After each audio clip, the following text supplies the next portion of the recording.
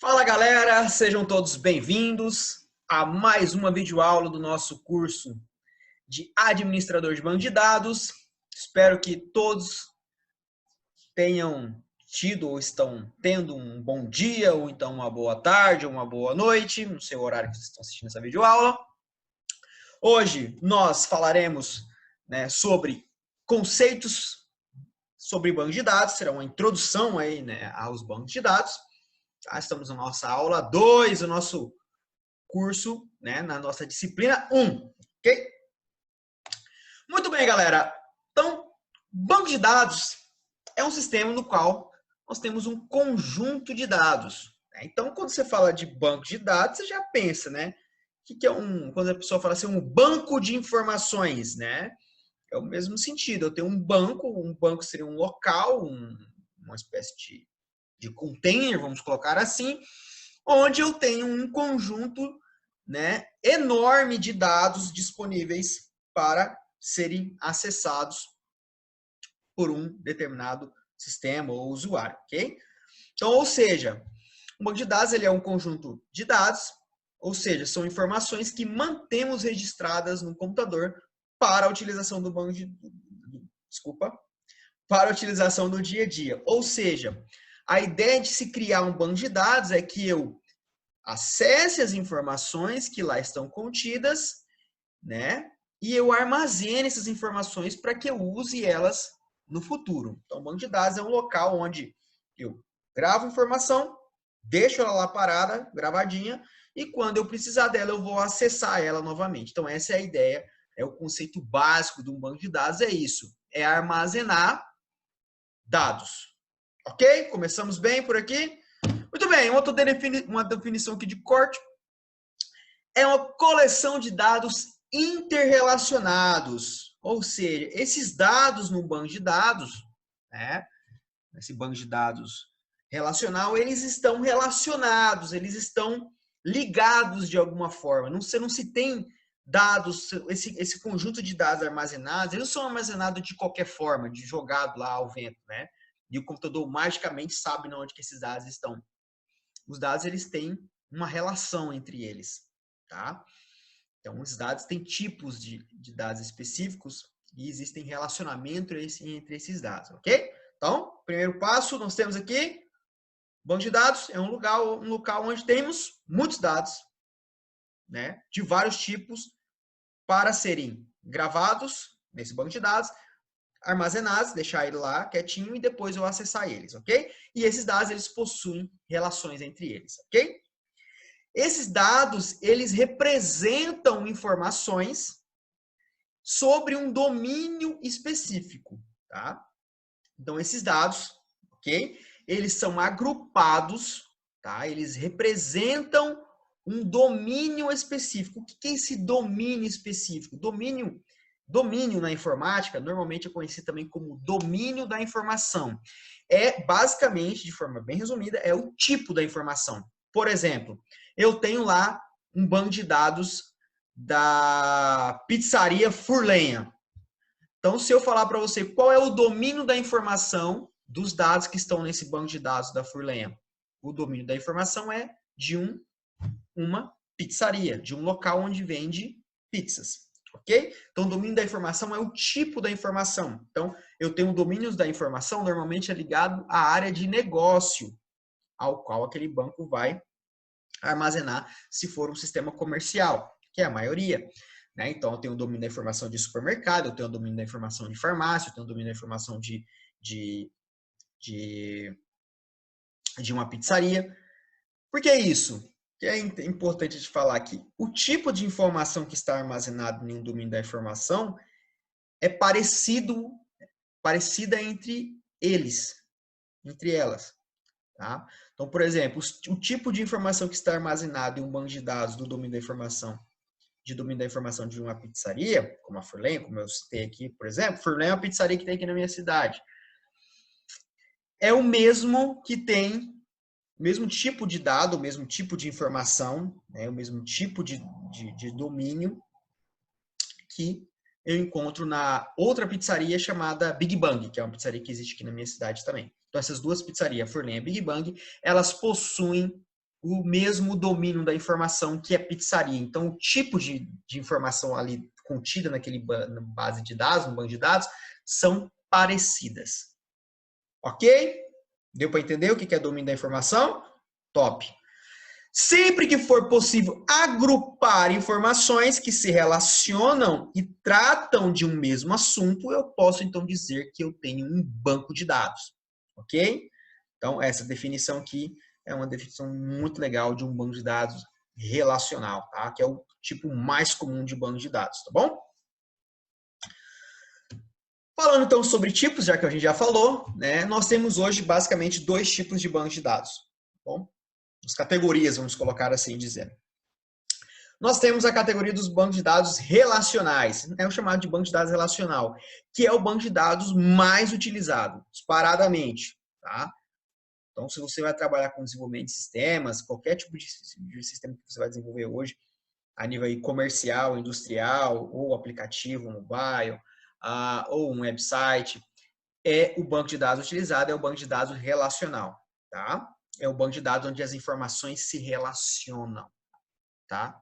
Entre si, ok? Este modelo, ele representa os dados contidos contidos em um banco de dados através de relações entre as tabelas, tá? Que são também chamadas de entidades. Então, a partir de agora, vocês vão ouvir falar muito aqui de tabela, né? Tabela do banco de dados, ou uma entidade do banco de dados. Ou seja, os dados, eles são organizados em um banco de dados, certo? Eles são agrupados no banco de dados através de entidades, tá? Ou seja, os dados são agrupados conforme a entidade que ele representa. Por exemplo, eu tenho aqui um controle de ar-condicionado, né? Isso no mundo real é um controle, certo? Então, se eu fosse armazenar as informações, eu poderia desse controle, desse controle de ar-condicionado LG, eu poderia dizer que os dados desse controle seriam armazenados em um banco de dados em uma entidade chamada controle, ok? Ou seja, as características desse controle seriam salvas em uma entidade. Entidade é igual a tabela, é a mesma coisa, ok? Essas relações contêm informações sobre as entidades representadas, ou seja, as tabelas, e seus relacionamentos, ou seja, nós temos as tabelas, nós temos as entidades em um banco de dados. Vamos ver exemplos. Vamos pensar aqui agora numa partida de futebol. Exemplo bem simplório para vocês entenderem. Nós temos uma partida de futebol e nós vamos criar um sistema para gerenciar uma partida de futebol, um campeonato de futebol. Então, nós teríamos que tipo de entidade nesse banco de dados? Nós teríamos a entidade jogador, né? Eu preciso salvar as características desse jogador. Quais seriam as características da entidade jogador? O nome dele, a altura, o peso, as habilidades. Entenderam a ideia? Eu teria uma entidade chamada time, eu teria uma entidade chamada técnico, eu teria uma entidade chamada partida, né? Ou seja, que é um time contra o outro. Então, ou seja, essas informações dentro do banco de dados, certo? Elas se relacionam e elas são agrupadas, tá? Através de entidades. Essas entidades nós chamamos de tabelas, tá bom? Uma tabela, ela é composta por colunas e linhas. Então, uma tabela dentro de um banco de dados, tá? Ela é muito parecida com uma planilha do Excel, tá? Então, vamos aqui abrir uma planilha do Excel. A gente vê aqui rapidinho. Então, nós temos aqui um Excelzão básico aqui, olha só, uma planilha em branco. Então, a planilha do Excel, nós temos aqui as colunas, certo? E nós temos uma linha, né? Isso aqui é o quê? Uma matriz, certo? Então, cada tabela no banco de dados, ela vai ser representada como se fosse, cada tabela do banco de dados vai ser representada como se fosse uma tabela conforme essa. Tá? Tanto é que a gente chama isso, né? Quando eu faço isso aqui, ó, se eu tenho isso aqui no Excel, eu digo que isso aqui, ó, que está selecionado, é uma tabela. Ela tem colunas e ela tem linhas. Entenderam a lógica? Então, uma tabela do banco de dados tem colunas e terá linhas. Ok? Anotado? Pessoal, ó, o segredo do curso EAD é... Eu tô falando aqui, ó. Não entendeu? Pausa e volta. Tá? Pausa e anota o que você acha importante. Essa é a dica, tá bom? Outra coisa, vou deixar para falar isso aqui mais quando a gente for falar sobre a criação das tabelas, tá? Senão a gente vai confundir muito a cabecinha de vocês. Então, o que eu quero que vocês saibam é isso, galerinha, que uma tabela é representada como se fosse uma planilha Excel, parece. Tá? Colunas e linhas, ok? Tá gravado isso aí? Top! Então, o banco de dados relacional, ele é o mais utilizado hoje em dia pela sua confiabilidade e pela história dele, que eu vou mostrar daqui a pouco, tá? Então, no começo dos sistemas foi um dos primeiros, foi o primeiro a surgir e ele é ainda muito utilizado. Por isso que os cursos de banco de dados hoje em dia são todos baseados em banco de dados relacionais, que é o que vocês precisam conhecer, tá bom? A linguagem que nós usamos para criar um banco de dados relacional é a linguagem SQL, tá? SQL vem de L de linguagem, query de consulta e S de structure, estruturado. Então seria, resumindo em português, seria linguagem de consulta estruturada, tá bom? É a única linguagem que nós utilizamos para criar banco de dados. Isso é muito legal. E o segundo tipo de banco de dados que nós temos hoje em dia são os bancos de dados não relacionais, ou banco de dados não relacional, ou também chamado de banco de dados NoSQL, tá? Ele atende uma parcela de dados que não podem ser inseridos, né, ou manipulados através de tabelas, como por exemplo, imagens, tá? Então, quando você tem um banco de dados, você precisa fazer consulta de imagens, tá? Saber, ou seja, dados da imagem especificamente. Uma imagem, por exemplo, ela contém várias informações em uma simples imagem. Quais pixels ela tem, quais cores de pixel, quantos pixels, qual posição de cada pixel. Uma imagem, na verdade, ela parece uma matriz também de bilhões ou bilhões de pixels, dependendo da imagem, tá? Então, por exemplo, esse tipo de banco de dados é usado também em bancos de dados geográficos, em bancos de dados onde vocês têm armazenamento de imagens de satélite. Uma imagem de satélite ela tem várias configurações e várias informações sobre a imagem. Então, esse tipo de banco de dados é para esse tipo de conteúdo, tá? São sistemas específicos, muito específicos. Ela é muito valorizada pela alta performance e por manter todos os registros em um único lugar. É um banco de dados também, todo mundo está lá no mesmo lugar. Nesse tipo de banco de dados, não é necessário criar um sistema de relacionamento das informações. Então, no banco de dados não relacional, se o nome já fala que é não relacional, né? Obviamente, não é relacionado. Como as informações não estão relacionadas entre si, é mais fácil fazer alterações e exclusões do conteúdo. Então, isso é uma coisa positiva nesse tipo de banco de dados. No banco de dados relacional, como tudo está relacionado, não é tão fácil você ficar apagando as coisas. Isso não é ruim também, porque traz confiabilidade, né? Não se apaga qualquer coisa num banco de dados relacional, porque tudo está relacionado, tá? Esse tipo de sistema não relacional, NoSQL, tem sido usado de forma comum mais para sistemas, bancos de dados, por exemplo, geográficos, e um tipo de banco de dados para Big Data, por exemplo. O Google. O Google não tem o banco de dados do Google não é um banco de dados relacional, ok? Ele não usa SQL, ele vai usar um tipo de sistema de banco de dados desse, porque ele tem muito conteúdo para ser armazenado e não dá para relacionar todo aquele conteúdo. Tá? Então, os conteúdos são organizados, eles são categorizados, organizados, armazenados em banco de dados, mas eles não estão relacionados, ok? Legal? Mas, só para conhecer, dois tipos, o que nós vamos usar mesmo é o relacional. História do banco de dados, como é que surge esse negócio? Surgiu lá em 1960 a 70, né? Essa década aí onde, a década de 60 a 70, é a década onde começa a surgir o software de fato, né? Então, nessa época, a IBM foi a pioneira, né, na criação aí dos bancos de dados. A IBM, nessa época, percebeu que era muito custoso contratar várias pessoas para ficar armazenando os dados e organizar os arquivos dela. Ou seja, não existia software, os dados eram tudo no papel e tinha lá a galera, os gerenciadores dos dados da IBM, né? A IBM é uma empresa muito antiga e muito grande de fabricação de computadores e sistemas, acho que vocês já conhecem. E ela, a gente precisa criar uma forma de armazenar esses dados que nós temos no papel, mas armazenar isso num computador. Mas para armazenar isso num computador, a gente tem que criar uma arquitetura, uma forma de armazenar isso no computador que seja de fácil acesso, que seja confiável, né? Eu vou deixar minha informação lá e ela não vai sumir, né? Que isso não pare de funcionar. Enfim, eles foram pensando, então viram a necessidade de criar tudo aquilo que está no papel, uma forma de armazenar aquilo no computador em um software, tá bom?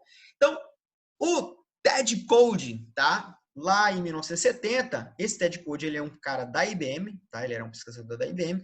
Ele publicou uma pesquisa sobre bancos de dados relacionais. Então, a primeira ideia de banco de dados que surgiu foi os bancos de dados relacionais. Por isso que ainda ainda não, e vai continuar sendo por muito tempo ainda.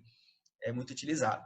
Ele visionava um sistema onde o usuário seria capaz de acessar as informações através de comandos em inglês. Então, olha que legal. Ele imaginou uma estrutura onde ele conseguiria armazenar as informações, né, através de entidades e relacionamentos. E a forma de criar essa estrutura e acessar essa estrutura de banco de dados seria através de comandos e um comando em inglês. A gente vai ver que os comandos, cara, para criar um banco de dados é muito fácil, né? Eu costumo dizer para meus alunos que programar um banco de dados é bater um papo com o computador. Você bate papo com o computador. Essa é a realidade, tá? Então, com a pesquisa de TED, a IBM montou um grupo, tá, de pesquisa chamado SystemR, tá? Esse SystemR, ele é um grupo de pesquisa que vai gerar um SGBD, eles vão criar um SGBD a partir daí, mas o primeiro banco de dados a ser vendido, o primeiro sistema de banco de dados a ser vendido comercialmente não foi da IBM, foi da Honeywell Information System, tá? Em 76. Então, o que aconteceu? A partir das ideias da pesquisa do TED Code, a galera da Honeywell foi lá, olhou a pesquisa dos caras, pensaram lá na frente e lançaram o primeiro, tá? Aliás, para quem já deve ter feito curso aí de introdução à informática, sabe que nessa época o que mais existia no mundo era um copia e o outro cola, tá? Aqui não existia não existia amizade, não, no início da informática era muito parecido, era muito assim, um fazia, outro copiava e ia embora. Este sistema, tá, era da reunião, como eu falei, era baseado nos princípios, tá, que a IBM concedeu lá com o TED Code, ok? Outros sistemas de banco de dados apareceram na década de 80. A década de 80 ela foi caracterizada pela popularização, vamos dizer assim, do computador PC, como vocês sabem, né? A década de 80 é onde surge Microsoft, Apple, tá? E o computador baratia e o software, a demanda de software aumenta muito, bom? E aí começou-se com a demanda aumentando demais, surgiram muitas pesquisas, e aí começa a surgir várias empresas especializadas para fornecer softwares de banco de dados. Uma das primeiras dela foi a Oracle, que é a maior, se não uma das maiores, se não for a maior, eu não sei dizer se é a maior hoje, empresa fornecedora de sistemas para banco de dados, tá? Ela surge ali na década de 80, com o Oracle 2, e depois a IBM vai vir com o SQL/DS, tá? As pesquisas do SystemR, lembra do SystemR, que era o TED Code fez a pesquisa, ela implantou o grupo de pesquisa do SystemR. Esse SystemR vai criar um SGBD chamado DB2, da IBM, e com o DB2 foi criada a linguagem SQL. Então, a IBM, se perguntar assim, quem foi a criadora de fato do banco de dados, apesar de não ser a primeira a lançar comercialmente, no caso foi a Honeywell, mas quem criou de fato foi o pessoal da IBM. Eles criaram tanto a ideia inicial do banco de dados relacional, como a linguagem SQL que nós utilizamos até hoje. Então, os caras são muito legais, a gente deve muito aí à IBM, ok? Na década de 90, então, aí explode, né, o uso da computação, tá bom? E aí surgem vários SGBDs, vários sistemas para criação de banco de dados, o DBase 3, Paradox, surge o SQL Server, que é da Microsoft, tá? O MySQL, tá? Que a gente vai utilizar, e vários outros. E também, nessa época, surgem os bancos de dados não relacionais, e vai surgir a internet, e aí com o advento da internet, começa-se a pensar em outros tipos, outros formatos de banco de dados que não sejam relacionais, ok? Vou falar uma coisa bem legal sobre a arquitetura de um sistema de informação. Um sistema de informação, gente, é um software, ok? Então, uma arquitetura de um sistema de informação é um sistema, é um software, onde eu tenho um computador, né, e uma arquitetura onde eu tenho um computador, um hardware e um software funcionando. E nessa arquitetura de um sistema de informação, um sistema que gera informação, né, nós temos duas camadas, ok? Vamos entender isso como camadas. Então, nós temos, primeiro, a camada de aplicação, certo? E depois nós temos a camada do banco de dados. Nós temos, então, duas camadas, certo? Essas duas camadas, galera, elas se comunicam entre si, tá vendo? Então, a aplicação pede informações para a camada de banco de dados e o banco de dados envia informações para a camada de aplicação. Está claro isso?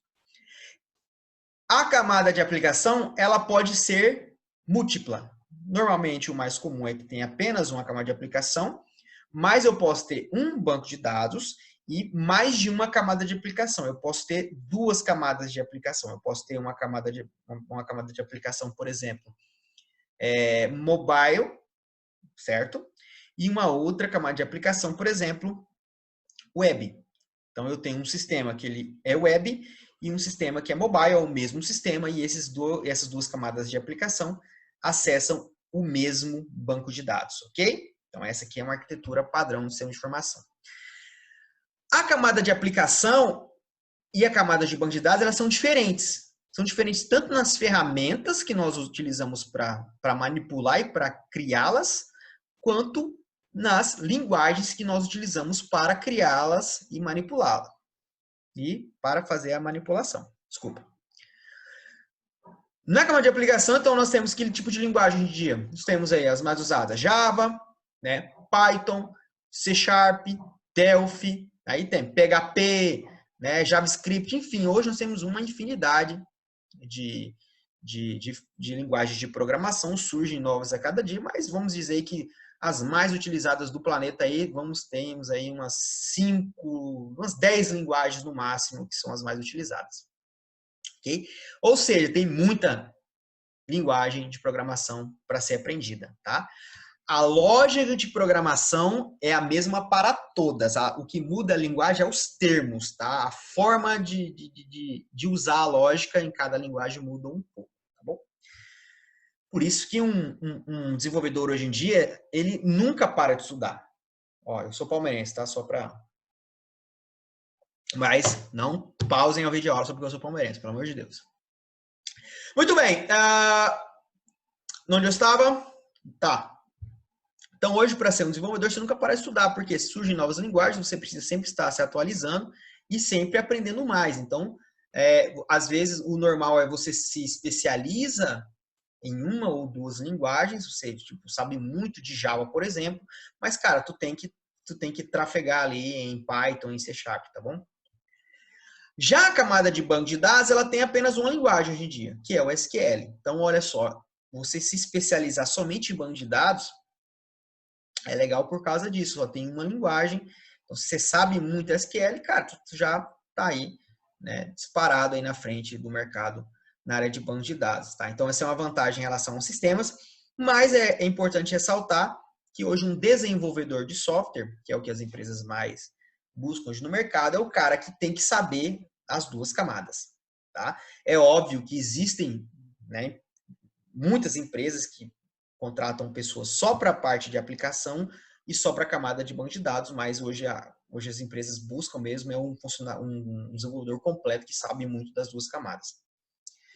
Já ferramentas da camada de aplicação, nós temos NetBeans, Eclipse. NetBeans e Eclipse é para Java e PHP também. Nós temos o Atom aqui, nós temos que é do Python, nós temos o Visual Studio que é do C Sharp, enfim, tá? Nós temos o Laravel que é PHP, e várias ferramentas para a gente programar, criar essa camada de aplicação, tá? E Opa, aqui tem um errozinho aqui, ó. Vou até arrumar aqui agora na aula, hein? Olha só, isso aqui não é linguagem, aqui é ferramentas também, né, galera? Esse professor, vou falar para você, viu?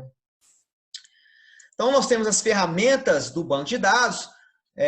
Nós temos apenas uma linguagem, mas a gente tem várias ferramentas, a gente tem vários SGBDs aí para escolher. Nós temos os gratuitos. Hoje, os gratuitos mais utilizados são o Postgre e o MySQL, tá bom?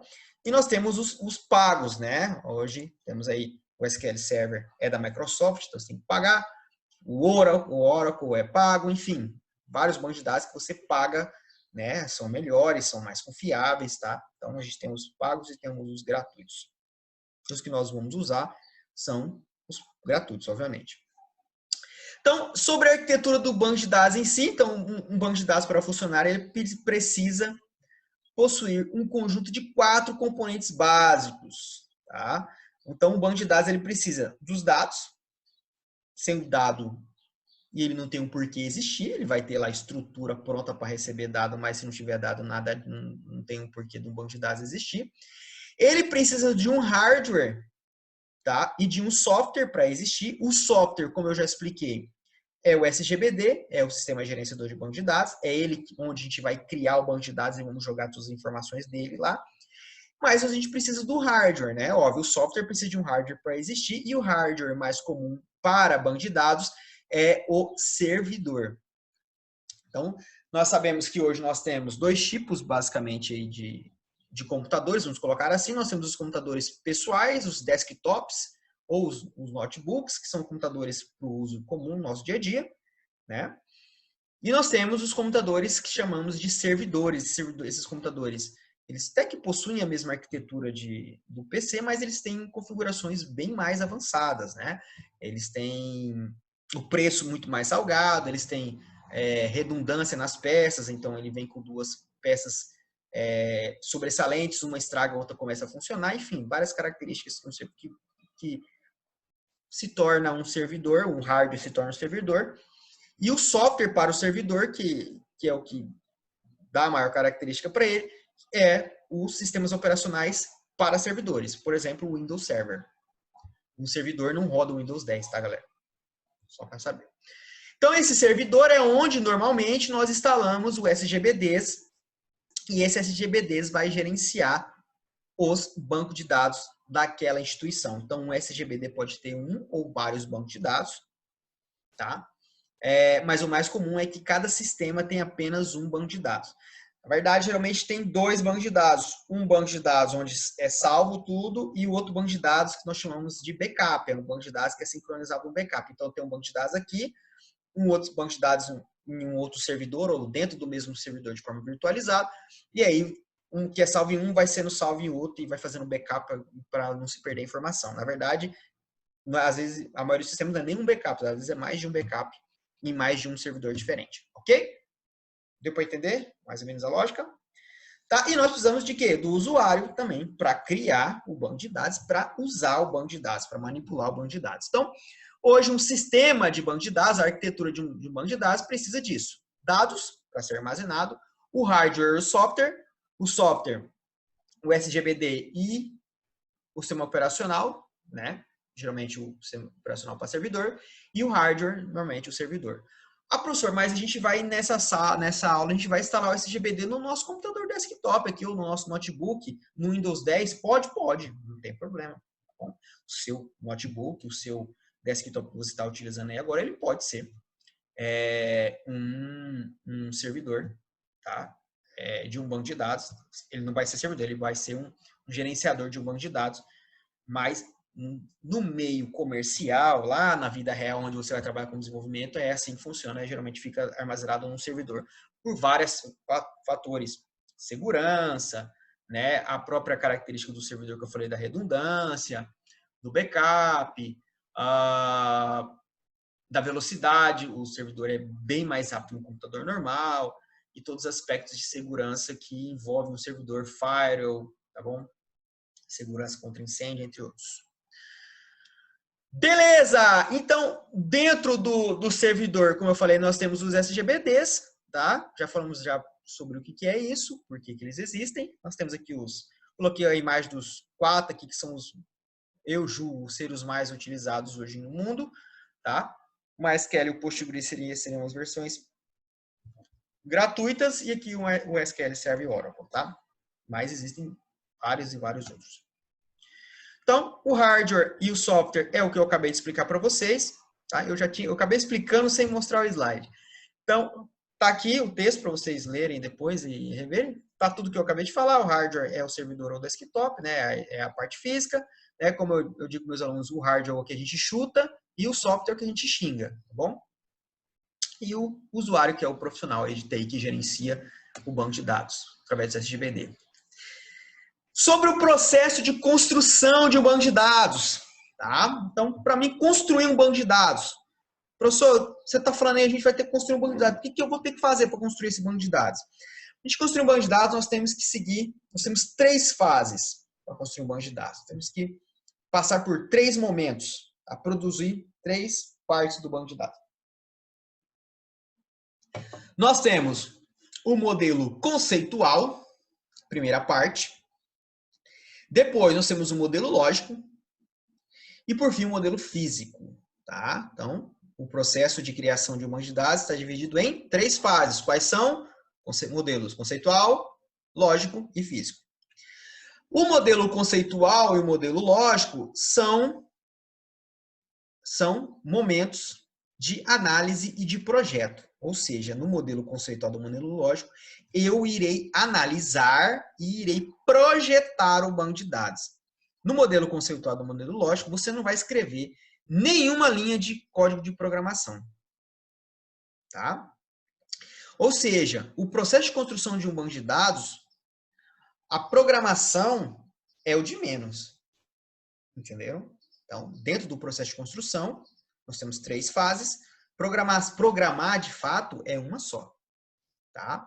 Então, é importante saber programar, óbvio, mas não é o mais importante. O mais importante é você saber analisar e projetar um banco de dados. Quando eu falo projetar o banco de dados, é igual eu falo que um arquiteto vai projetar uma casa, que um engenheiro vai projetar uma ponte. É desenhar aquele banco de dados. Tá? E aí, isso é projetado através de diagramas e nós usamos também o dicionário de dados, que é para a gente verificar quais são os tipos de dados, etc. Tá? Então, gravem isso. Isso é questão de atividade avaliativa com toda certeza, hein? Então, o projeto de banco de dados, ele se dá em 2 fases, ou seja, a parte de projetar o banco de dados envolve o modelo, a modelagem conceitual e o projeto lógico, como eu acabei de explicar. Fazendo analogia, né, da parte de projeto, é o arquiteto projetando uma casa. Então, após construído, né, esse projeto, né, o meu projeto estiver pronto, ou seja, eu passar pela fase de o modelo conceitual e o modelo lógico estiverem prontos, aí sim eu venho aqui para o modelo físico, que nós chamamos também de fase de implementação, ou seja, é onde aí de fato eu vou programar aquilo que eu projetei. Tá? É como se fosse aqui no modelo físico, na fase de implementação, é como se fosse o pedreiro vai pegar aquele projeto da casa e aí sim ele vai construir de fato aquilo que foi projetado, tá bom? Estou fazendo já essas analogias porque a engenharia de software ela surge disso, tá?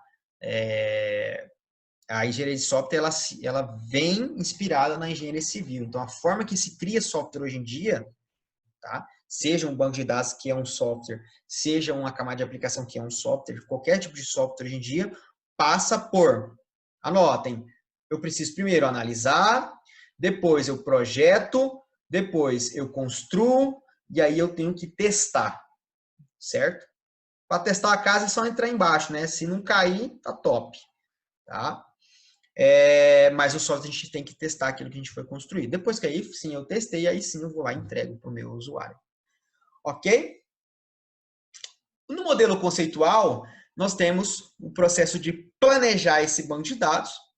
E esse planejar esse banco de dados envolve as tabelas, né? Como eu já falei para vocês, eu falei para vocês no começo dessa aula que um banco de dados é um conjunto de tabelas, certo? De entidades, lembram? Que se relacionam entre si e essa entidade chama de tabela. Então, quando eu vou planejar um banco de dados, um modelo conceitual, eu vou planejar, eu vou levantar eu vou analisar, eu vou levantar os requisitos, eu vou analisar para mim identificar quais são as tabelas, ou seja, quais serão as entidades desse sistema de banco de dados. A tabela, ela vai representar o que o sistema está armazenando, tá? O que o sistema está armazenando. Então, eu vou perguntar, o que esse sistema vai armazenar? Vamos colocar de novo o exemplo do software gerenciador de banco de futebol, né? Eu falei quais entidades que vai ter. Eu falei do time, do jogador, da partida. Isso são, se eu fazer assim, o que esse sistema irá armazenar? É isso. O que o sistema precisa armazenar?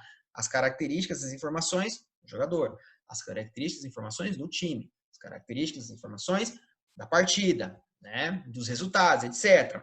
Vamos fazer uma analogia para um sistema escolar. Vou fazer um software para uma escola. Que tipo de informação um software de escola precisa armazenar? Ele precisa armazenar o quê?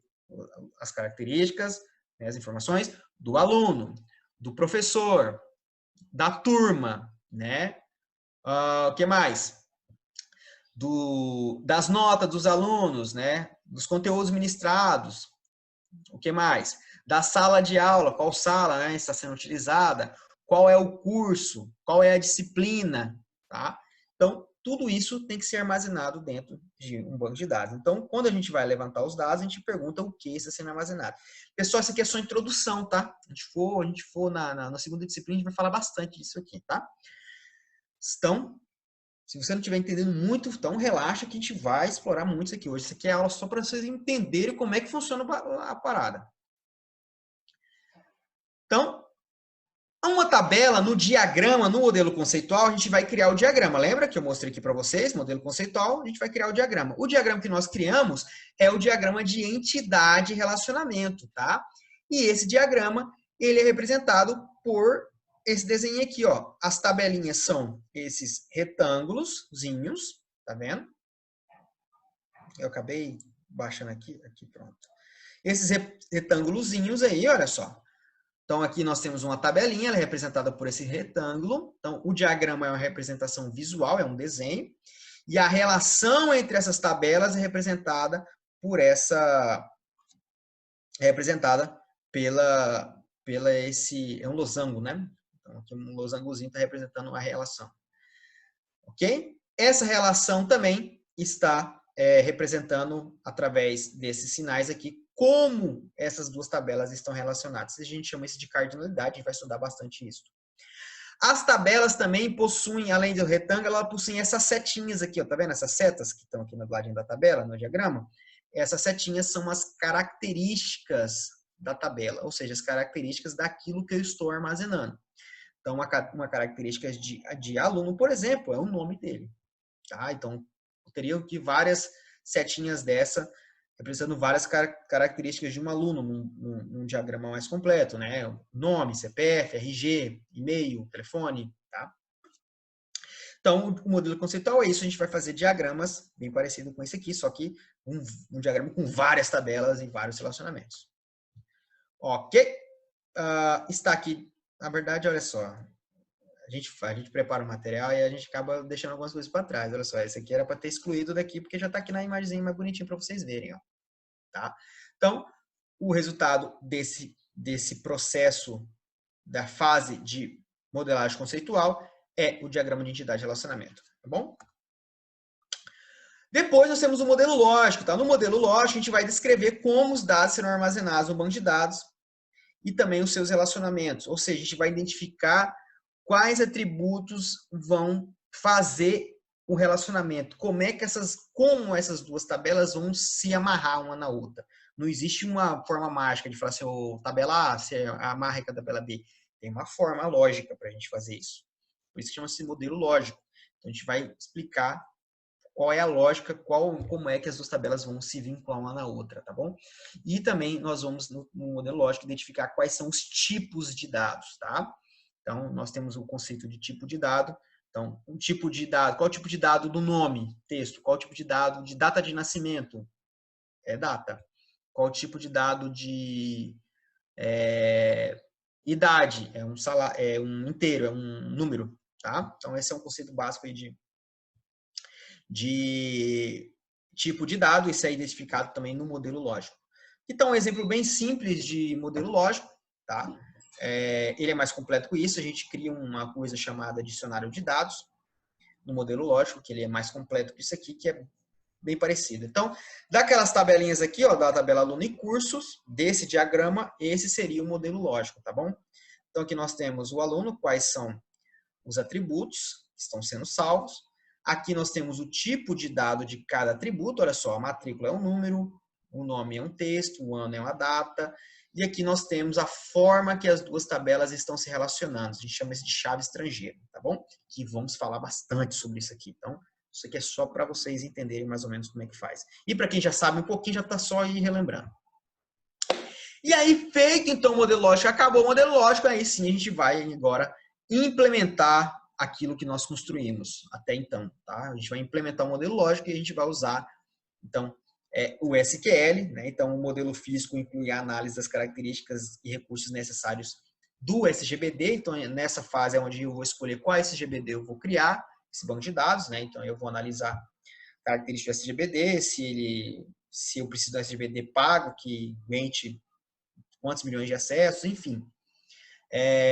Então, no modelo físico, de fato, a programação é realizada, tá?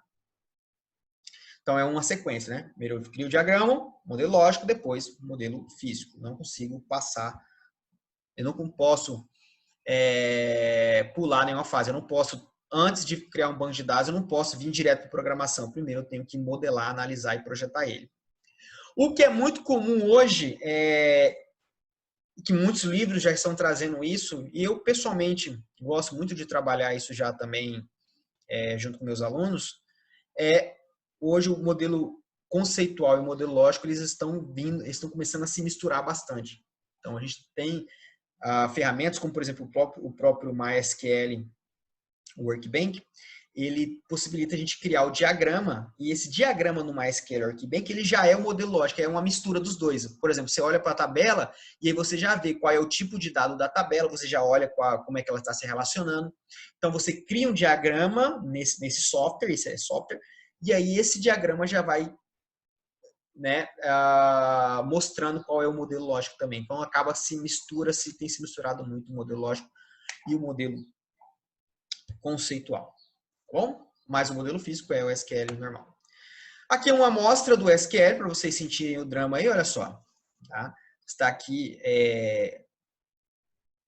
o código para criar essas tabelas aqui, essas duas tabelas. Então, aqui é um código SQL, então create table, curso. Né? Aqui a instrução para criar o atributo, a característica código, que é a característica nome. Enfim, esse aqui é um código para programar essas duas tabelas, tá? A gente vai falar, vocês vão aprender isso aqui ao longo do curso, pode ficar bem tranquilo. Beleza? Muito bem. Para a gente finalizar a nossa aula, então vou falar só um conceito de dado e informação que às vezes confunde muito os alunos, principalmente para quem está começando. Então, dados, pessoal, quando a gente fala banco de dados, eles são registros ou fatos em sua forma primária, tá? Eles são compostos por fatos básicos, como o nome e a quantidade de horas trabalhadas em uma semana por um funcionário. Ou seja, o nome e a quantidade são dois dados, são dados separados. Então, quando eu tenho um dado sozinho, o dado ele não é...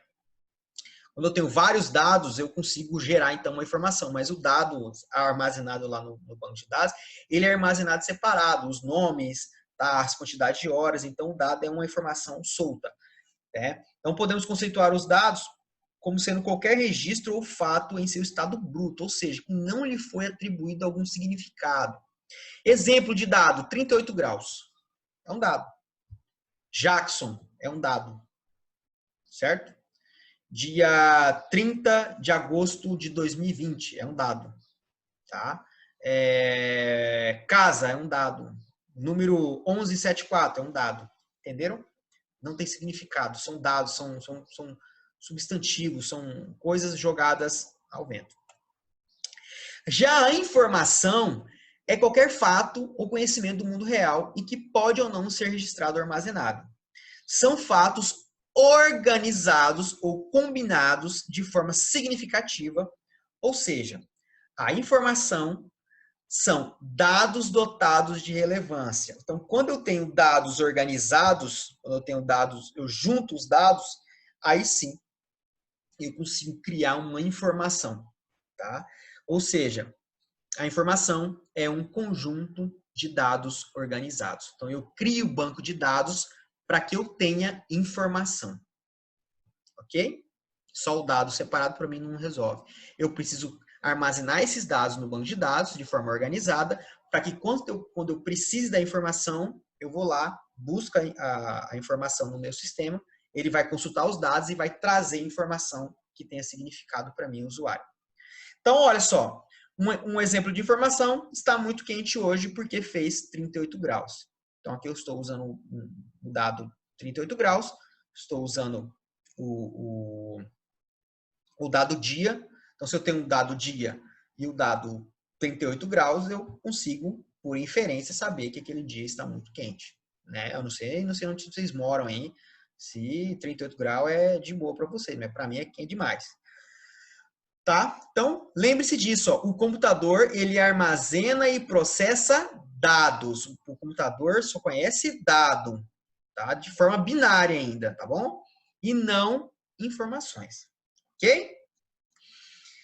E aí, a informação ela vai gerar o conhecimento. Então, eu, usuário, eu busco informações dentro do meu banco de dados e com essas informações eu consigo, então, produzir um conhecimento. Tá? Então, o conhecimento é a consciência, o entendimento de um conjunto de informações. Então, um conjunto de informações gera um conhecimento e as formas de torná-las úteis para apoiar uma tarefa específica ou tomar uma decisão, tá bom?